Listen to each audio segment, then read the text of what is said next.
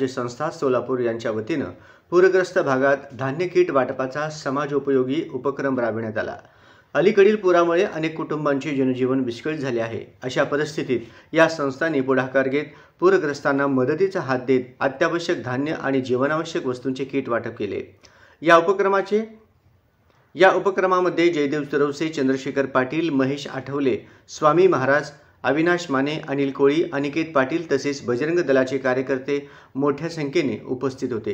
कार्यक्रमाची सुरुवात जय श्रीराम या घोषणाने झाली आणि त्या जयघोषात वातावरण दुमदुमले। कार्यकर्त्यांनी पूरग्रस्त कुटुंबांच्या घरापर्यंत जाऊन धान्य किट पोहोचवले। यावेळी लाभार्थ्यांच्या डोळ्यात कृतज्ञतेचे अश्रू दिसत होते। समाजातील प्रत्येक घटकाला सहाय्य करण्याची जबाबदारी आपण सर्वांनी घ्यावी असा संदेश या उपक्रमातून देण्यात आला। या सामाजिक कार्याचे सर्वत्र कौतुक होत असून विश्व हिंदू परिषद आणि बजरंग दलाचे हे सेवा कार्य अनेकांसाठी प्रेरणादायी ठरत आहे।